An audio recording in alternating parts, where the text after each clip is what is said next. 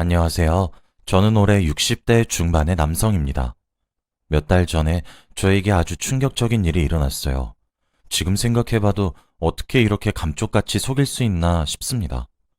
과거를 돌이켜보면 제가 많이 한심하고 바보 같아 보이긴 했던 것 같아요. 제 이야기를 들으시고 혹시 여러분도 저와 비슷한 일을 겪고 계신다면 진작에 정신을 바짝 차리시길 바랄게요. 저의 이야기를 하기 위해서는 저의 학창시절 때로 돌아가야 합니다. 저는 어렸을 때부터 시골에서 자라왔어요. 주위에는 논과 밭밖에 없고 마을 사람들끼리 다 알고 지내는 그런 시골 말이죠. 거기서 저는 동네 어른들한테 예쁨을 많이 받는 남자아이였습니다. 부모님과 저, 이렇게 셋이서 그곳에서 살았고 동네 사람들은 다 저를 알았죠. 다들 저를 보면 용돈을 쥐어주시기도 하고 먹을 것을 주시기도 하면서 정겨운 동네였습니다. 저는 평생 그곳에서 농사를 지으면서 살 줄 알았어요. 동네 여자와 결혼을 하고 이 동네에서 아이를 낳고 생을 마감할 줄 알았죠. 그런데 이 생각은 얼마 가지 못했습니다. 제가 꿈이 생기고 말았거든요. 원래는 평생 귀농을 하면서 살고 싶었지만 어느 순간부터 의사가 되고 싶어졌습니다. 저희 동네가 워낙 작고 사람들도 없다 보니까 집집마다 상황을 다 알아요. 그래서 제가 의사가 된다고 하니까 다들 비웃더라고요. 이 동네에서 그만한 인재가 나온 적도 없고 공부도 제대로 해보지도 않았던 제가 의사가 된다고 하니 꿈이 너무 크다고 했습니다. 제가 의사라는 꿈을 가지게 된 이유가 다름이 아니라 아버지 때문인데요. 아버지가 나이가 드실수록 거동도 불편하시고 병에 걸리시게 되셨습니다. 그런데 저희 동네가 워낙 시골이고 병원에 가려고 하면 몇 시간은 차를 타고 나가야 해요. 하지만 저희 집에서 운전을 할 수 있는 사람이 없기도 했고 몇 시간 동안 차를 타고 가시면서 아버지가 많이 힘들어 하셨습니다. 그러다 보니 병원에 가는 것도 싫어하셨고 결국 치료를 많이 못 받으셨어요. 결국 아버지는 얼마 지나지 않아 돌아가셨고 집에는 저와 어머니만 남게 되었습니다. 저는 아버지가 돌아가셨을 때 결심했어요. 의사가 되기로 말이죠. 의사가 되어서 꼭 이 동네로 돌아와 개인 병원을 차리고 어르신들을 치료할 거라고 다짐했습니다. 다들 제가 이 말을 하니 좋아는 하셨지만 한 번도 이 동네에서 의사가 나온 적이 없기 때문에 기대는 하지 않는 눈빛이었어요. 저도 한 번도 공부를 한 적이 없으니 걱정이 되긴 했지만요. 그런데 제 인생은 아버지가 돌아가시기 전과 후로 나뉜다고 해도 과언이 아닐 정도입니다. 하루 종일 공부만 했거든요. 코 피 흘리면서 밤새 공부하는 건 기본이었고 밥 먹는 시간도 아까워서 밥을 먹으면서도 공부를 했습니다. 마을 어르신들이 다들 저희 집에 한 명씩 들리면서 제가 공부하는 거 구경도 하셨고 제가 성적도 오르고 어느 정도 의사가 될 가능성이 있어 보이니 자기 자식들 과외도 시켜달라고 난리였죠. 어머니는 제가 공부를 열심히 하니까 어깨가 바짝 올라가셔서는 어른들한테 자랑하고 다녔습니다. 그리고 돈 걱정 일절 하지 말라며 무조건 의대를 보내줄 테니 저는 공부만 열심히 하라고 하셨죠. 저는 정말 기적적으로 의대에 합격했고 그날 저희 동네는 잔치를 열었습니다. 이 조그마한 동네에서 인재가 나왔다고 다들 춤추고 술 먹고 난리였죠. 저는 얼마 후 의대에 입학했고 완벽한 의사가 되기 위해서 노력했습니다. 서울에 있는 의대에 갔고 저는 태어나서 처음으로 고향을 떠나 홀로 서기를 시작했어요. 굉장히 두렵고 서울에 대해 무서웠지만 저의 꿈을 이뤄내기 위해서는 해야 하는 일이라고 생각했습니다. 그런데 정말 제 예상보다 서울은 더 험난하고 위험했어요. 늘 안정적이고 평온했던 시골에서 살아왔던 저는 서울이라는 곳에 처음 갔는데 정말 울고 싶었습니다. 사람들을 쉽게 믿어서 사기도 많이 당했고 너무 삭막하고 차가운 공기에 살기 힘들었죠. 그런데 인간은 역시 적응의 동물인 건지 이것도 몇 년 고생하니 금방 적응했습니다. 가끔씩 어머니가 뵙고 싶고 고향에 내려가고 싶을 때가 몇 번 있지만 꾹 참고 이겨냈어요. 그리고 저는 의대를 졸업하고 정말 의사가 되었습니다. 한창 바쁠 때가 지나고 이제 어느 정도 제 환자도 생기게 되었어요. 그때의 제 나이가 30대 초반이었습니다. 드디어 남들이 봐도 의사 선생님 같아 보이는 사람이 되었죠. 수술도 집도 하고 밑에 후배들도 많았습니다. 가족들도 먹여 살릴 수 있게 되었고 어머니도 저를 많이 자랑스러워 하셨죠. 그런데 제가 딱 한 가지 하고 싶은 게 있었습니다. 바로 결혼이에요. 제가 30대 때까지 정말 죽기 살기로 살았어요. 그래서 주위를 둘러볼 여유조차 없었고 당연히 여자를 만날 기회 따위는 없었죠. 그런데 이제는 나름 안정적이고 주위에서 한둘씩 결혼을 하니 저도 이제는 가정을 꾸리고 싶더라고요. 어머니도 얼른 며느리와 손주를 보고 싶어 하셨고요. 그래서 저는 본격적으로 소개팅도 해보고 여자들을 만나기 시작했습니다. 처음에는 다 저와 맞지 않는 여자들이었는데 딱 한 명 첫눈에 반한 여자를 만나게 되었어요. 너무 예쁘고 참하고 아름다운 여성이었습니다. 저와 그 여자는 서로 마음에 들어 했고 연애도 하기 시작했어요. 둘 다 사귈수록 마음도 잘 맞고 성격도 똑 닮아서 결혼 생각도 금방 하게 되었습니다. 나이가 비슷했기에 결혼이 급했거든요.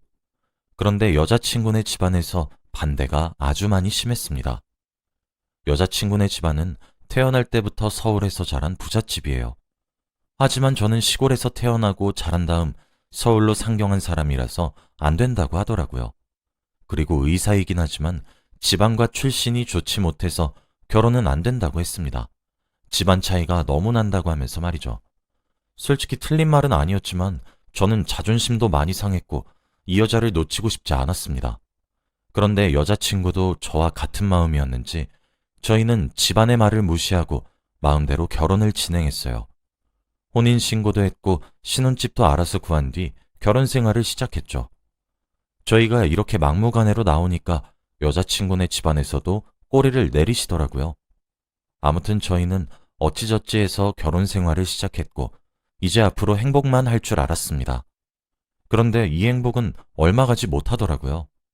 제가 결혼하고 고향에 자주 내려가지 못하니까 저희 어머니한테 서울에 있는 집을 하나 구해드렸어요. 어머니가 한 번도 서울에서 살고 싶다는 말을 하신 적이 없는데 이번에 처음으로 신혼집 근처에 집을 구해달라고 성화를 하셔서 제 사비로 신혼집과 가까운 곳으로 집을 구해드렸습니다. 와이프도 찬성을 했고 저도 별일이 없을 줄 알았거든요. 그런데 그건 저희 부부의 착각이었습니다. 어머니는 매일같이 저희 집에 오셔서 사사건건 다 간섭하셨거든요. 저희는 아기를 조금 천천히 가지고 싶었는데 어머니는 결혼한 지 얼마 지나지 않아 바로 임신을 강요하셨습니다. 한약을 타서 와이프한테 먹이기도 하고 점집에 가서 구슬하기도 하면서 말이죠. 저는 일을 하느라 와이프한테 관심을 많이 못 줬는데 그때 생각해보면 매일 와이프가 힘들다고 했었는데 제가 조금이라도 물어봤었다면 비극은 막을 수 있었을 것 같아요. 지금 생각해도 과거의 제가 너무 한심합니다. 아무튼 그렇게 와이프는 저희 어머니한테 임신 강요를 미친 듯이 받았어요. 막말도 하시고 와이프를 때리기도 하시면서 아이를 가지라고 하셨죠. 근데 와이프가 임신이 잘 되지 않았어요. 병원에서도 이유를 모르겠다고 했고 저도 궁금하긴 했지만 아쉬운 티를 전혀 내지 않았어요. 그런데 이렇게 임신이 안 되니까 어머니가 와이프한테 너 네 남편 몰래 피임약 먹지? 아니면 다른 놈 생겼냐? 라고 하시며 와이프를 막 때리고 막말도 하셨습니다. 제가 말리기도 하고 화도 내봤지만 다 소용이 없었어요. 와이프는 결혼하고 얼마 지나지 않아 계속 괴롭힘을 받다가 결국 터졌습니다. 퇴근하고 나서 집에 가보니 와이프가 없더라고요. 와이프 물건도 하나도 없고 편지 한 통만 있었습니다. 그리고 옆에는 이혼 서류가 있었죠. 편지 내용으로는 어머니가 이혼 강요가 너무 심하고 괴로워서 못 살겠다고 했습니다. 그리고 저도 몰랐던 내용들이 있더라고요. 와이프는 혼자서 정신과 병원도 다니고 있다고 합니다. 우울증 약도 먹고 정신과에서 상담 치료도 받으면서 살고 있었대요. 그런데 저에게 말을 해도 제가 듣는 채도 안 해서 이곳에는 자기 편이 아무도 없다는 생각에 이혼을 결심했다고 합니다. 그리고 부디 자기를 위해서 붙잡지 말아달래요. 저는 그 편지를 읽고 지금까지 제가 와이프한테 얼마나 무관심했는지 알 수 있었습니다. 너무 미안해서 눈물만 났고 정말 와이프를 위해서는 놓아주는 게 맞다고 생각했어요. 저 같은 남자를 만나서 고생만 한 게 너무 미안했거든요. 병원 일이 너무 바쁘다는 핑계로 와이프 하나 챙기지 못한 제 자신이 너무 싫었습니다. 그리고 그렇게까지 임신을 강요하시는 어머니도 미웠죠. 어머니는 끝까지 와이프 탓을 하면서 반성을 하지 않으셨어요.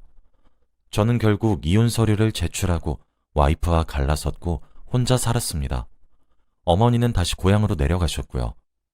저는 와이프를 잊기 위해서 일에 몰두했습니다. 그리고 어머니가 너무 미워서 고향에도 잘 내려가지 않았어요. 하루 종일 일만 했고 수술도 2배로 늘었습니다. 그러다 보니 제 인생이 없어지고 여유가 없더라고요. 몸이 점점 망가져가는 걸 느꼈고 너무 힘들었습니다. 그렇게 저는 50대가 되었어요.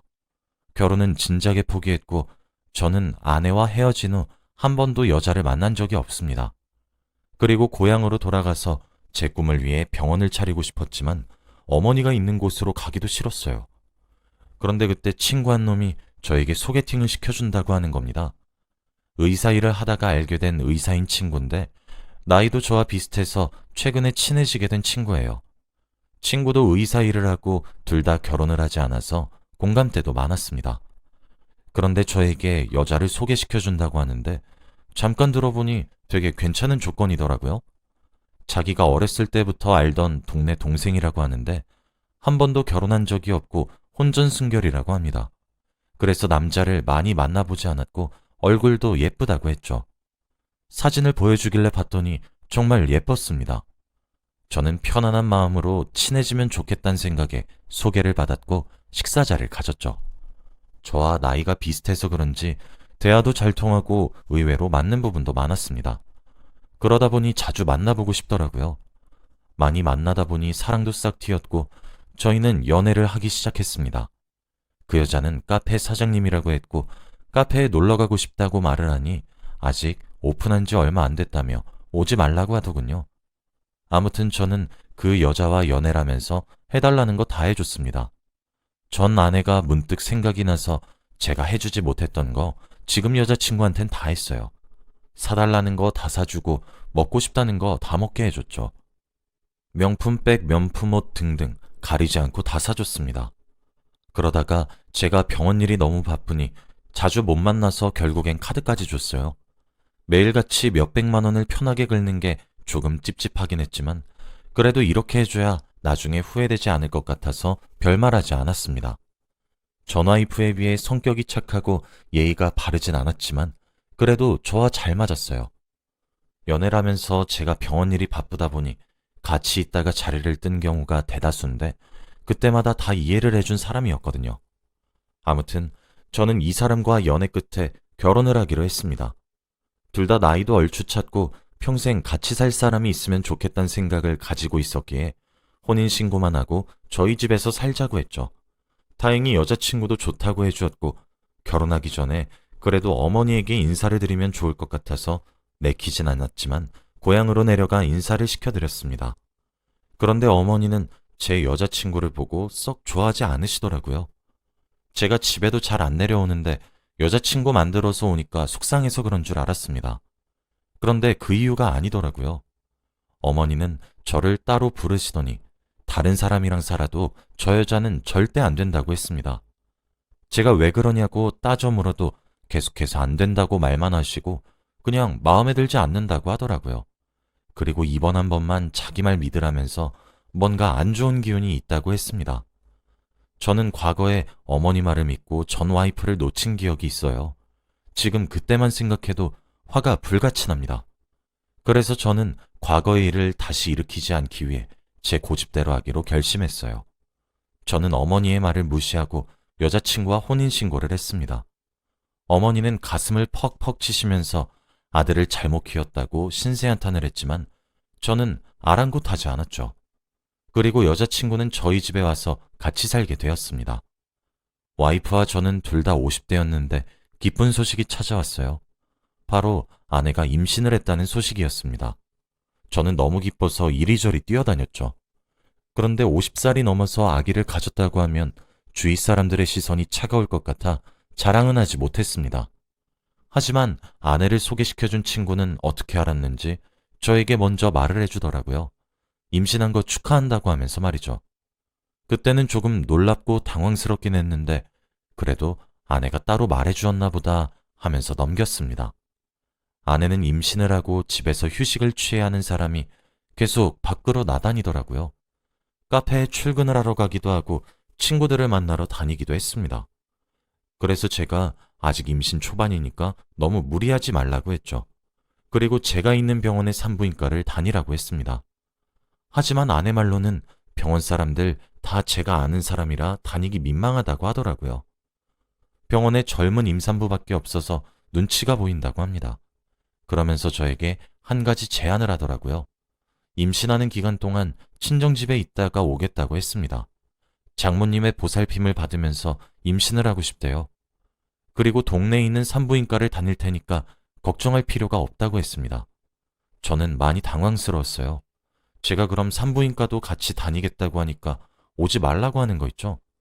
시골에 있는 산부인과고 친정이 서울이랑 많이 멀어서 오기 번거로우니 가만히 있으라고 했습니다. 저는 솔직히 이해가 되지 않았고 다른 집들도 이렇게 하는지 궁금했어요. 그런데 어디 물어볼 사람이 없으니까 답답했습니다. 가는 병원 이름도 제대로 안 알려주고 아내는 임신한 몸을 이끌고 결국 친정으로 갔죠. 임신하는 동안 저와 얼굴을 잘 보지 못했습니다. 제가 일이 빌 때 친정으로 잠깐 내려가서 아내와 같이 시간을 보내고 다시 올라왔죠. 그런데 임신할 때 배를 절대 만지지 말라고 했습니다. 아기가 다른 아기들보다 워낙 예민해서 배를 만지면 몇 배로 더 크게 반응한다고 하면서 말이죠. 아무튼 저는 출산 당일날까지 아내가 무슨 병원을 다니는지 몰랐습니다. 그리고 저는 출산 당일날 아내의 연락을 받고 병원으로 가려고 했어요. 그런데 아내가 절대 오지 말라고 하더라고요. 너무 멀고 새벽이라 사고 난다고 하면서 말입니다. 저는 말도 안 되는 소리라고 한 뒤 아내에게 고집을 피워 병원 주소를 알아내고 병원으로 갔어요. 그런데 거기서 제 동기를 만나게 되었습니다. 산부인과에서 일을 하고 있던 제 동기였는데 정말 오랜만에 만난 사이였죠. 인사할 틈도 없이 저는 제 아내의 이름을 말하며 그 사람 혹시 어딨냐고 물었어요. 지금 출산이 긴급하다고 연락이 왔다고 하면서 말이죠. 그런데 제 동기는 아내가 있는 병실을 소개해줬고 저는 급하게 달려갔습니다. 병실 근처로 가는데 사람들이 난동을 피우고 있었고 저는 무슨 일인가 싶어서 들어가니 아내의 옆에는 저에게 아내를 소개시켜준 친구가 있었어요. 저는 그 친구가 왜 아내 옆에 있는지 그리고 왜 사람들이 그 둘한테 해코지라고 있는지 이해가 되지 않았습니다. 아내와 제 친구는 저를 보고 더 놀란 눈치였어요. 그런데 내용을 들어보니 너무 충격적이었습니다. 간호사들이 화를 불같이 내며 아내와 친구한테 해코지라고 있는 사람들을 말리고 있었는데 그 사람들이 하는 말을 들어보니 말문이 턱 막히더라고요. 지금 생각해도 어이가 없습니다. 제 친구와 아내는 부부관계래요. 아니, 이혼을 했지만 다시 사랑하는 관계라고 합니다. 그리고 아내는 카페 일을 하는 게 아니라 술집 마담 일을 하고 있대요. 술집에서 일을 하면서 돈을 훔쳐 야반 도주를 했고 그 돈으로 도박을 한다고 빚을 잔뜩 냈다고 합니다. 아내와 친구한테 해코지하는 사람은 술집 사장이라고 해요. 그리고 그 둘이서 짜고 친 다음 친구가 저에게 자신의 아내를 소개해 준 겁니다. 저의 돈을 뜯어내기 위해서 말이죠. 지금 이렇게 병실에 누워있는 이유는 폐경이 와서 검진을 받고 입원해 있던 거라고 합니다. 저는 한순간에 너무 많은 정보들을 알게 되어서 머리가 띵해질 정도였어요. 정신이 제대로 차려지지 않았고 아무 말도 할 수 없었죠. 지금까지 친정에서 지내면서 임신을 한다고 했을 때부터 알아봤어야 하는데 말입니다. 아내가 갔던 곳은 친정이 아니라 친구의 동네라고 합니다. 그리고 매일 집이 아니라 밖에서 저를 만난 거였죠. 저는 흥분을 주체할 수 없었고 친구를 마구잡이로 때렸습니다. 그런데 오히려 아내가 더 화를 내면서 때리지 말라고 했죠. 그러면서 저에게 우리가 속이려고 했을 때 의심 하나 없이 속아준 그쪽 잘못도 있어! 라고 하며 적반하장이었습니다. 오히려 뻔뻔한 표정으로 나오니까 할 말이 없었죠. 저는 사리분별이 되지 않았고 제 손은 저도 모르게 그 여자의 뺨으로 갔습니다. 저는 그 여자의 뺨을 내리쳤고 다들 놀랐죠. 친구도 그 여자도 둘 다 화가 미친 듯이 나서 병실은 난장판이 되었습니다. 그리고 거기에 있던 누군가 신고를 했는지 얼마 지나지 않아 경찰이 왔고 저희는 경찰서로 가게 되었어요. 그런데 이미 그 두 사람은 수배 중인 전과자라고 하더라고요. 어차피 재판을 하더라도 저에게 유리하게 흘러갈 거라고 합니다. 정말 웃음밖에 나오지 않았어요. 저는 선처 따윈 절대 없다고 했고 무조건 형량 제일 무겁게 해서 감옥에 넣어달라고 했습니다. 그들은 그제서야 저에게 미안하다고 한 번만 용서해달라고 빌었지만 저는 눈길도 주지 않았죠. 제가 당한 것만 생각하면 정말 화가 미친 듯이 나는데 어떻게 용서를 해주나요? 결국 그들은 감옥으로 가게 되었습니다. 저는 일상으로 돌아가고 싶었지만 좀처럼 쉽지 않더라고요. 그래서 조금의 휴식기를 가지고 새 출발을 하기로 결심했습니다. 바로 저의 꿈인 동네에 개인 병원을 차리는 것으로 말이죠. 저는 고향으로 돌아가 어머니에게 사과를 구하고 개인 병원을 차렸습니다. 저를 알고 있던 동네 어르신들도 저를 기다리고 있었다며 반겨주셨고 나름 동네에서 유명한 병원이 되었어요. 서울에 있는 동안 행복한 기억이 별로 없는 것 같은데 이곳에서 있으니 매일매일이 행복합니다. 지금 그때만 생각하면 자다가도 벌떡 일어나요. 어떻게 그런 부부 사기단이 있을까요? 제가 얼마나 한심해 보였으면 그런 거짓말을 하는지 싶네요. 지금 저는 과거의 상처를 모두 치유했다고 말을 할 순 없지만 그래도 여기 있으니 심적으로 편하네요. 아마 아직까지 서울에 혼자 있었다면 힘들었을 것 같습니다. 저의 꿈을 이제서라도 실현할 수 있어서 너무 좋네요. 앞으로는 어머니 옆에서 살려고 합니다. 못다한 효도라면서 과거에 죄송했던 일 다 갚아나가려고 해요.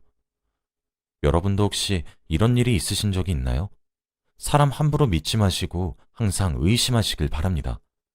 저희 이야기는 여기까지입니다. 들어주셔서 감사합니다.